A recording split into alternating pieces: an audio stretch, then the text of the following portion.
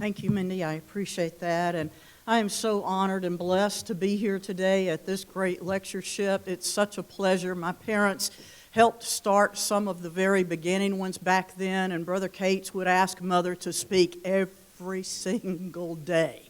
And I will tell you, I don't know how you did that, because the devil always attacks you right before it's your time to speak. Mindy, can I get an amen over there? So, last week was horrendous. You're thinking, when they ask you to speak, you think, oh, that's a great idea, that's a great topic, that's a great time. Sure, I'd love to go. And it gets close, and you're like, what was I thinking? But I'm thrilled to be here, but I just don't know how Mother did it all those years, every single day. And I love this congregation, this church family. It meant so much to Mother and Daddy through the years, and of course they have been such an integral part.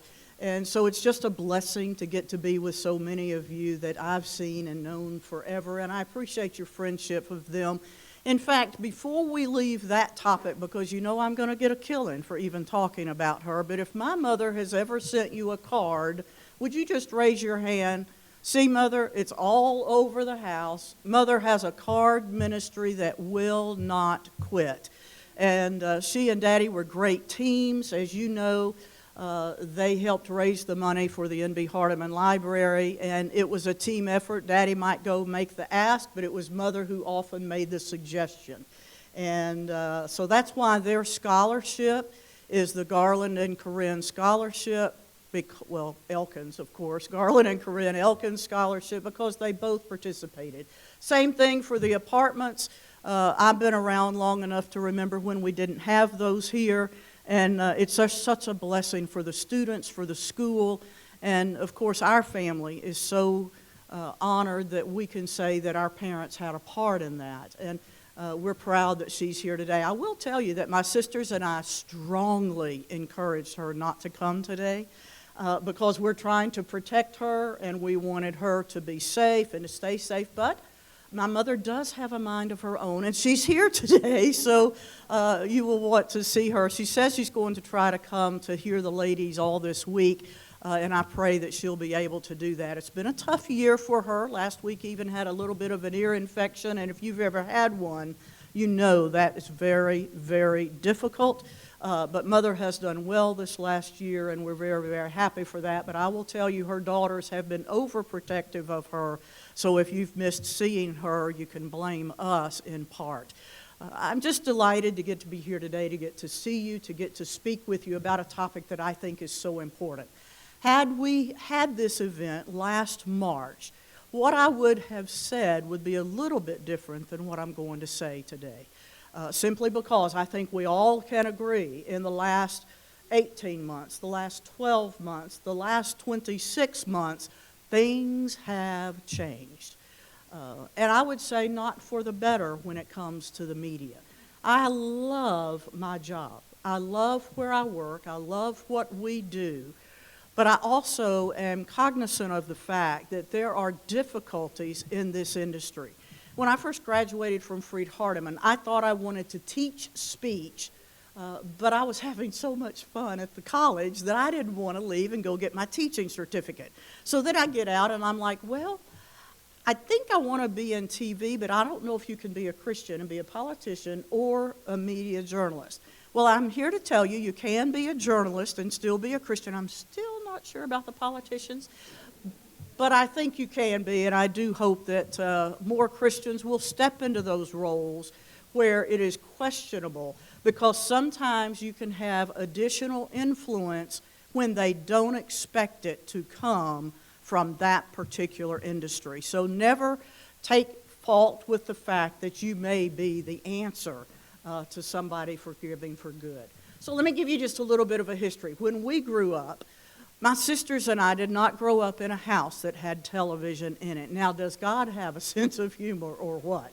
So no TV in our house. My parents did not think it was wrong. They just wanted us to learn how to read and how to talk. Do you think I got that last part?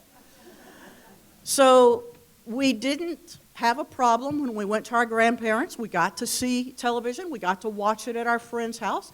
They just didn't want us to have one. So I get out of school, I go into television. So I'm going to be on CNN one day. Mother and Daddy can't see it. I thought they should have a TV. So their birthdays, August, 2 birthdays in August and 1 anniversary. So we called that the Love Month. I took them a TV in August. Here's your gift. If only 2 times you watch it, Macy's Parade. And when I tell you I've got a story on TV, they said, well, we don't want that. I went back the next month for my birthday, and it had not been plugged up. So I took it back, got my money back, but then a God-fearing soul died and left them a TV in her will. And they plugged it up and used it.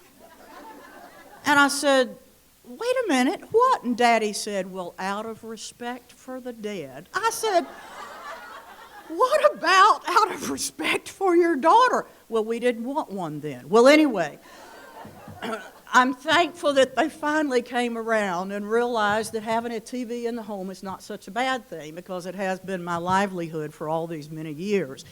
I will say that I did not watch TV growing up, so when I got out and started watching TV news, I looked at that and I said, I think I can do that. So I went and told them, I've got a degree, I want to work here. And they laughed in my face and said, yes, you and 200 other people. So go get experience in a smaller market and come back. I went and looked at those smaller markets, Tyler, Alexandria, El Dorado, Arkansas, and I said, no, I'm going to work in Shreveport. So I went back to Channel 3, I walked in the door and I said, I will work for free, I will sweep the floors, just let me hang around here till I learn the business, because I know I can do this business. So to the young ladies who are here today, when you find your passion, when you find something that you believe you want to do or that you think you would enjoy, take the time to go learn it, whether you're getting paid or not. Don't tell your parents I said that. But go spend some time with those folks to learn the business. Now, I've been blessed. I have truly been blessed to be at the same television station for years. It's not that I didn't have the opportunity to move to Dallas. Some would ask, why wouldn't you go to Dallas or New York? Because I wanted to be in my neck of the woods in this small town and be able to make a difference, rather than go to a larger town and maybe not have the influence that I could have had. So I was thrilled to be able to start. But there are 3 things I said the day I walked in planning to work for free. The first thing I said is, I don't want this job to change me. I have seen many people who got into what they considered to be a high-profile career, and it changed their value system. I've seen medical students who were trying to be a doctor, and their wife was putting them through school, and as soon as they got that MD behind their name, they divorced the wife and went with the nurse. The lady that had supported them, put them through school, I didn't want that to happen to me, but I knew up front the possibility was there. I didn't want to be able to say, I'm going into this business believing in God and family and country and friends, but get out of the business and have lost all of my value system, because there's no job worth that. So I was cautious of it, and I pray every day that that will not happen to me. The second thing I said, if I can make a difference in one person's life, my career would be worth it. I've been blessed as the health reporter to talk about diabetes, colorectal cancer, heart disease, the St. Jude Telethon that KTBS actually started 31 years ago. We have been able to make a difference. I'm so thankful that I can see that, but also that the audience could see that, our viewers could see that. So at the end of your life, you want to be able to look back and say, I made a difference in X, Y, and Z. And so I'm blessed to be able to say that. The final thing I said that day I was walking in for free, I want to get out of this business before my boss and before the public think it's time for me to get out of the business. I don't want them to say, oh, Jan's still on TV, she's a little too old, that young whippersnapper needs to go. Because I've seen preachers stay in the pulpit too long. We had a minister who had a great career for 40 years, but by the end of his career, he had forgotten how to say John 3:16. He lost all of his effectiveness for the previous 39 years. I was in the operating room with a doctor one day, a surgeon, and his hand was shaking. Now, I'm not sure I wanted him operating on me. I wanted to wake that person up and say, hey, run, it's not safe. Some people stay too long in their business. I don't want that to happen to me. Now, I'm hopeful and thankful that so far that hasn't. And if you live in our area and you think I've stayed too long, just don't tell me today, because I've prayed that I'll have 24 hours when I realize it's time to go and make a change before my boss tells me that it's time. I never thought that I would stay this long in this job, in this business, period, but certainly at the same television station. Here's how I became health reporter. There was a young 8-year-old boy who was dying of cancer. He wanted to go see his grandparents in Northwest Washington, and they didn't have the money to send all 5 of the family. So I started doing stories and raising money so Ryan and his family could go say goodbye one last time. The community rallied around that. We had enough money to send them. And one of my bosses called me in after that and said, we have noticed that you do better on the sensitive stories. You have more compassion. You do better with the stories when people want to tell their heartbreak and how they've overcome. So I would suggest to all of you, and to me included, your character will always come out no matter what job you do. If you're a preacher's wife and you're negative, that character is going to come out. If you are a student, that character, a TV person, a housewife, a nurse, a doctor, all of us have a character that we live by. If our character is negative and resentful, it will come out one way or the other, sooner or later. If you are positive and promote good things and an encourager, that will come out. So I was blessed that they saw a difference in me. When Ryan's family said, I said, what helps you get through? How do you cope? And they said, our faith in God and prayer. I put that in the story every single time somebody said that to me. I would always ask, because I knew when a person is down and out like that, there's only one place to turn, and that's God Almighty. So I knew what the answer was going to be. But I asked the question, and then I always included it in the story. For one, I wanted to encourage people in our audience that people in the media do believe in the power of prayer. It may be rare, it may not be everyone, but there are individuals who believe in the power of prayer. A woman called me one day and was telling me how sick her husband was, and she was just in tears. And I said, well, I'll be praying for you as we ended the conversation. She bawled and said, I had no idea anybody in the media ever prayed. I work for a television station that is owned by one family. That means they live in Shreveport. They have owned this television station since it started in 1955. They are not members of the church, but they are God-fearing, conservative, value-driven people. And so they allow us as a station to do things differently. So my experience has been a little bit different than some of the experiences we see in other cities and even in our own city for our competitors. We have done events called, Susie, we have a place for you right up here. My mother wants to see you. We have done things called It's Okay to Say Merry Christmas. You remember just a few years ago, a lot of the holiday greetings and everybody was taking Christmas and Merry Christmas out of the equation. My boss said we're going to take a stand because we can. We have an event coming up for the 4th of July, and it's not just July 4th, Independence Day. It's celebrating God and country. We take a position that God and country and thanking our military, that's what we can and should represent. A study came out last week that to me was very telling. I wouldn't have been able to share this with you last year at this time or in March, but I can now. The study was, what can we do to fix the local media? Now that was a great title for me to see, wasn't it?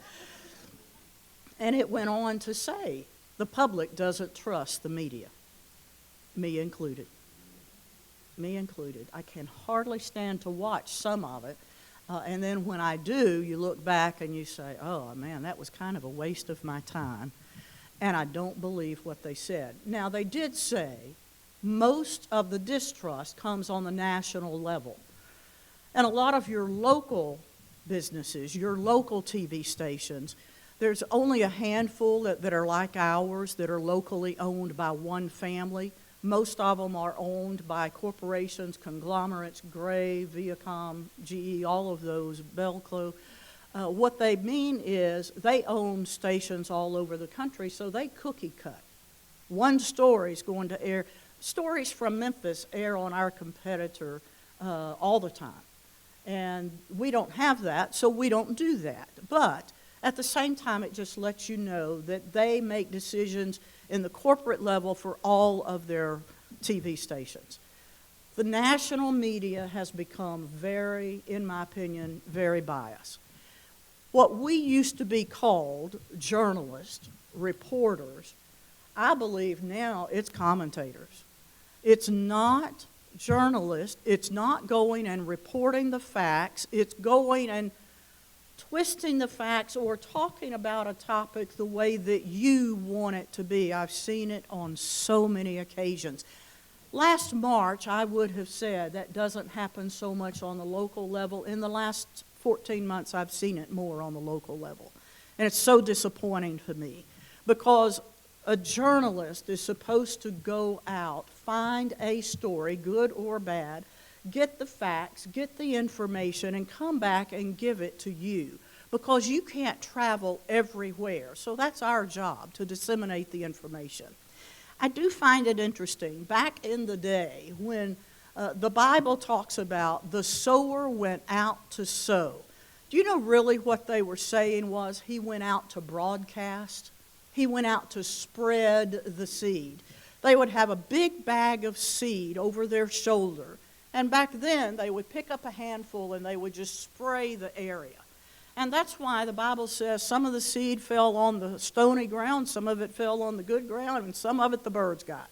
So when a bad situation happens and you don't know what to say, and you say, well, why did that happen? Just say, well, the birds got it, because not all of the seed is going to fall on good ground. But that's broadcasting. That's what we do. We spread the news. As Christians, we're supposed to spread the good news of the gospel.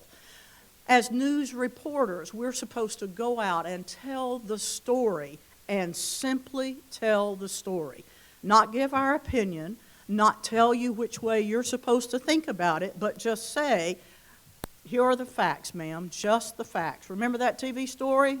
Just the facts. Well, the facts can change a little bit depending on your mindset. Your character will always come through. I don't care what position in life you hold. So your value system is crucially important to make your character shine through in what it should be. So let me tell you just a few things about what we do on our level in order to show that we believe in God and country, the military, family, and friends. Our station was asked to raise money for St. Jude Children's Research Hospital. Now, our family had a connection. My parents had a great couple who had a child late in life, and unfortunately that child developed cancer. And I happened to be home from Fred Hardeman one time when Mother picked up Jean and Sarah to bring them to the house. So we had a connection with St. Jude already. But they came to KTBS and said, will you all help us raise money? Now, mind you, they'd already been to Channel 12, our competition, and they turned them down. So they came to KTBS. My boss said, yes, we'll do it. He calls me because I was the health reporter. So for 31 years, we have raised money for what we call the KTBS 3 St. Jude Dream Home Giveaway. A house is built. You buy a $100 ticket as a donation to St. Jude. Somebody's going to win that house. You have that in Memphis now. It used to be in South Haven, but that all started at our television station. It all started because we were willing to take a chance, and so we do the stories for children who have cancer. Louisiana has a lot of cancer, second to Tennessee for kids coming to St. Jude. Trust me when I say, when a parent is at St. Jude, they're thinking about God. They are praying. They have their families back home praying. I'm going to tell that story just that way. I want people to know that is the only hope when you're facing cancer. Good research, yes. Positive outcomes, many times. When we first started years ago, the outcome was possibly 3 to 4%. Now for a particular type of cancer, ALL, acute lymphocytic leukemia, it's about 94%. Well, if your family has the 6% that left, it's still not good. But that's a great example of how we do things differently. One of the things that I also think is so important, we've tried in education to help our teachers. We have a sponsor who helps us, and we give $1,000, well now it's up to $1,500. We give a $1,500 check to a teacher who writes a grant to us. Nobody else does that. So we have two pillars at our station, the news department, which I will tell you is liberal, and then we have the community, which is my department, and that touches all areas of the station. I suggest to the salespeople what they can sell. I tell marketing how to promote it. I tell news how to disseminate the information, and then we go out and have the event itself. It touches all aspects because we want to offset the negative side over here. I would prefer that we don't first lead with, okay, there were 15 shootings last night in Shreveport and Memphis. I would prefer that we wait till the second block and we say, here are some good things happening, here's the weather, here's what we have going on, here's a great story in Memphis today, and then in the next block we can say, okay, oh, by the way, we had X, Y, and Z, because that's not news anymore. It happens so often, that is not news. But we can't get these people over here to fix it yet, in part because they are young. They are so young, and it is a rotating cycle in and out of our news department all the time. They barely have time to learn the culture of KTBS. We've had for a long time our slogan, we're on your side. So last year when COVID hit, our station manager, my boss, started doing some public service announcements, and I said, we're on your side. It's not just a slogan, it's in our DNA. And so that's what we use now because it is our culture. It's who we are. It's what we believe in. We believe in God and country. The management team of our station are believers. There are believers in the news department, just not as many. So how do you cope in a negative situation? You stay true to what you know, to what you believe, and to who you are. I believe that local media wants to promote good things. When they asked me to be the health reporter, we started 4 franchises. Everybody's concerned about their health. Am I right? You care about that. You want to hear new information about health. You want new treatments that are coming out. Everybody's concerned about education. Whether you have a child in school or not, you're still concerned because it affects your tax base. You want to know good schools are in the area because that attracts jobs, that attracts manufacturers. Everybody wants to know about their health, their educational system. Everybody is concerned about crime. That's why a lot of people move to outlying areas where they think there are fewer crimes taking place. So we started Crime Watch, Health Watch, Assignment Education, and then everybody wants to feel good about where they work, where they live, and who their neighbors are. So Rick Rose started several franchises about the positive, about the good, including Architects Made and Hometown Patriot, that we honor a military person every week. Other stations don't always do that. But I will share with you, those 4 things are staples anywhere. So how can you help? How can you change things in your local area? If your congregation has knowledge of someone whose house was totally burned down and there is a resource that you have that you can give, call the media and say, we are going to be giving X, Y, and Z to this family, or we are giving backpacks to the school on X day, or we're going to be raising money for relief for Katrina, Rita, Andrew, all of the hurricanes and the tornadoes. Every station wants to cover something positive because we all know we cover the negative. We all know the negative is going to come to us. We hear all of that all the time. Police scanners, fire scanners, people will call in and tell us, hey, such and such has happened.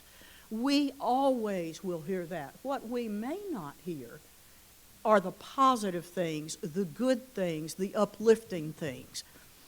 As Mindy mentioned, the Gabriel Awards, those were given for reports that I did for medical missions to the Ukraine.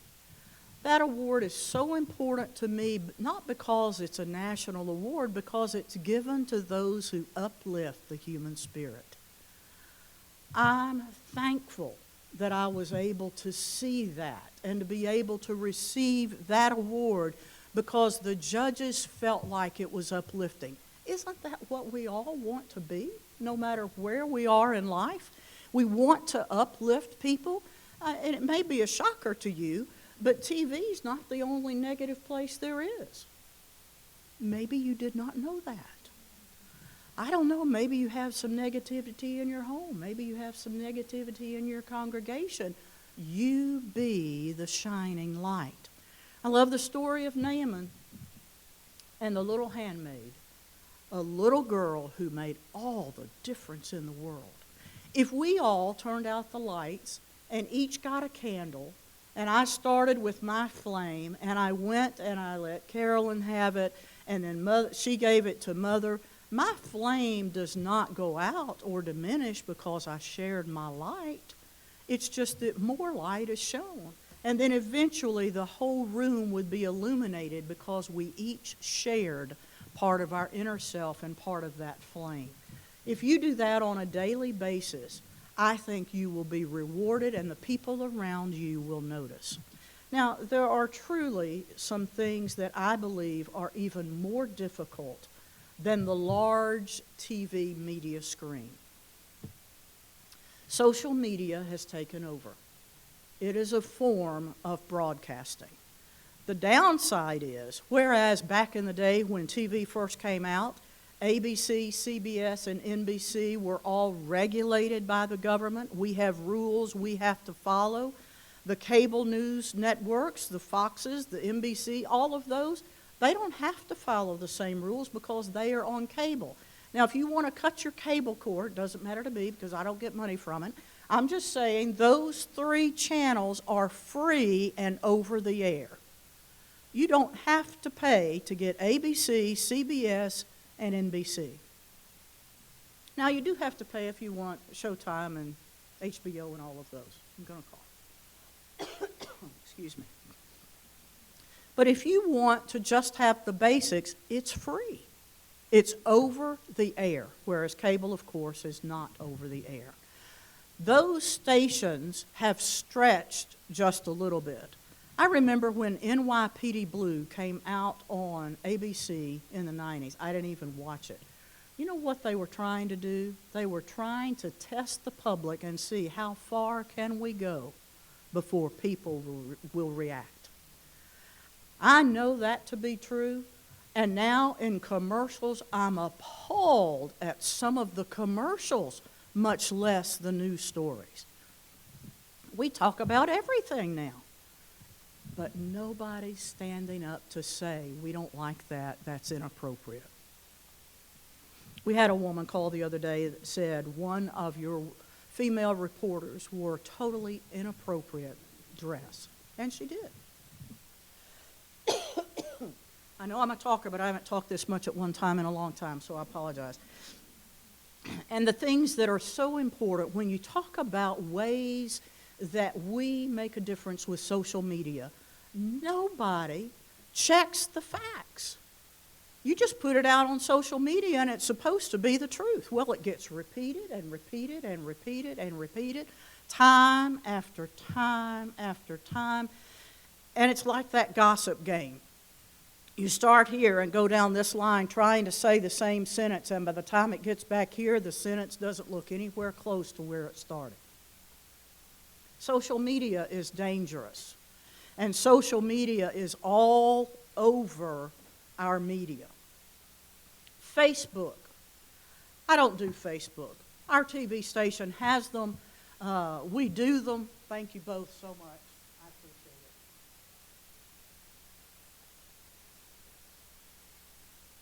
For one, I think it does waste a lot of time. I don't know how people spend so much time on it. On the positive side, it is a great way to communicate with family and large groups of friends. So it's a great avenue. But again, things can be posted on Facebook that don't have any more business being on there. Now, frankly, I don't care what you had for breakfast this morning. You know, some of the people are like, hey, I had a blueberry muffin this morning. Great, good for you. For more serious things, for families to keep in touch, great opportunities. I get the value of it. I just don't do it, and I don't feel like I have time to do it.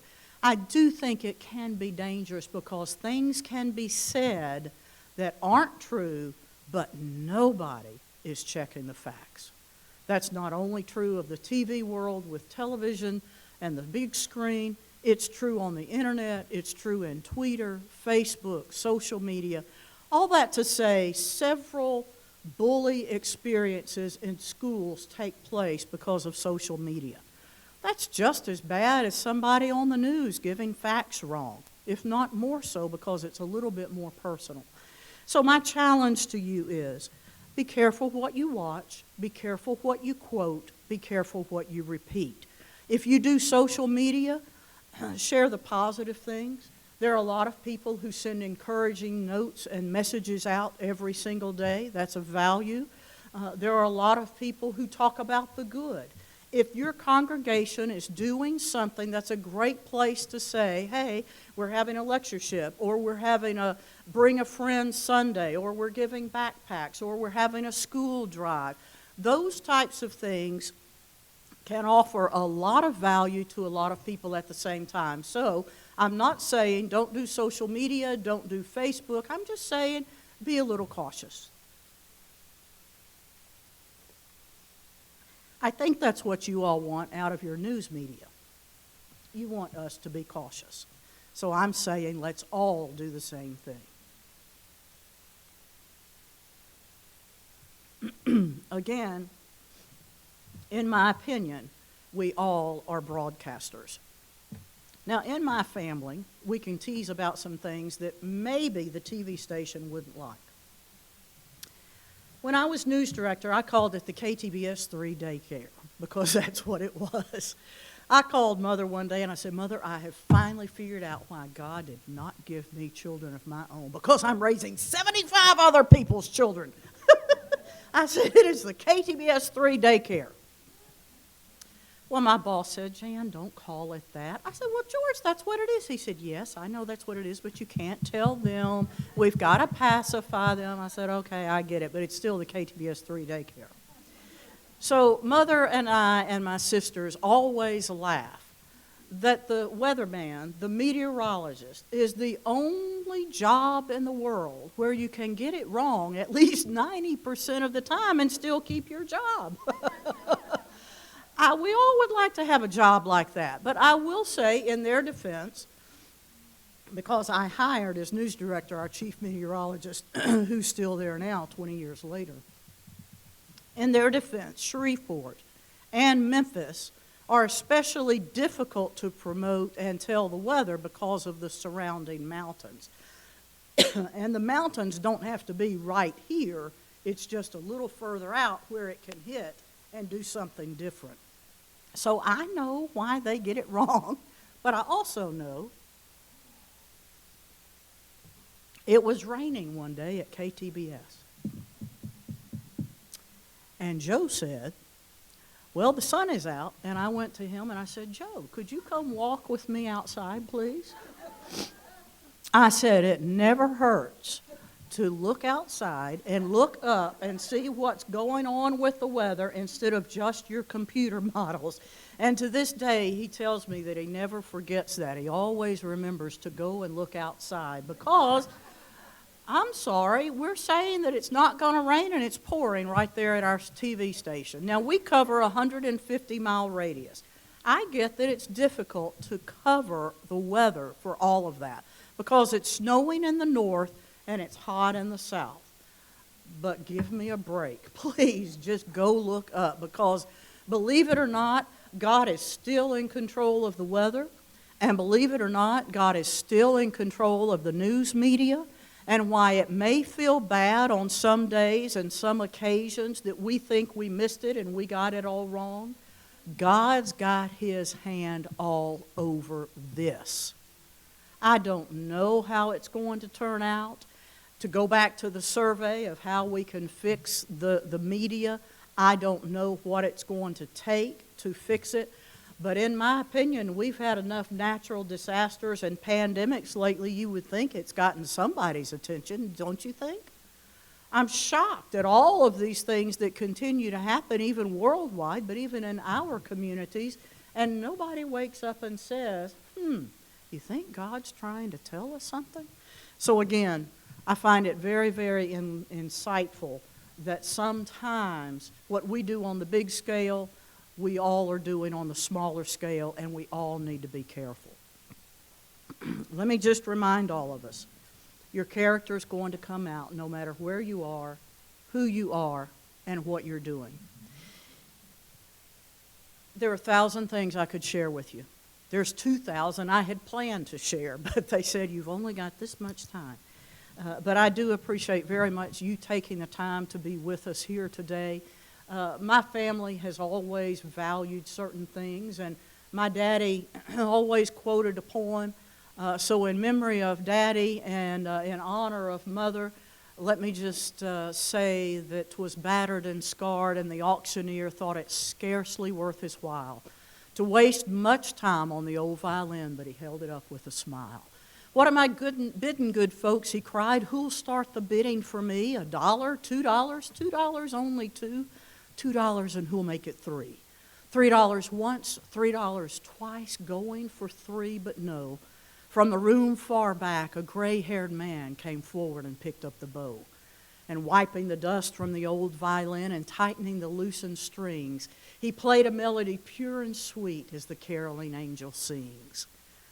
The music ceased, and the auctioneer, with a voice that was quiet and low, said, what am I bid for the old violin? And he held it up with a bow. $1,000, and who'll make it $2? $2,000, and who'll make it $3? $3,000 once, $3,000 twice, going and gone, said he. The people cheered, but many of them cried, we don't quite understand. What changed its worth? Swift came the reply, the touch of the master's hand. And many a man with his life out of tune and battered and scarred with sin is auctioned cheap to the thoughtless crowd, much like the old violin. A mess of pottage, a glass of wine, a game, and he travels on. He's going once, going twice, going and almost gone. But the master comes, and the foolish crowd never can quite understand the worth of the soul or the change that's wrought by the touch of the master's hand. Magnify the master in all that you do, in all that you say, in all that you are. Magnify the Messiah in a world of negative news, even in a world of positive news. To everyone you can, when you can, do all you can, all to the glory of God. And remember, we all are broadcasters. Thank you for your kind attention today, and may God bless you as you continue to be a broadcaster.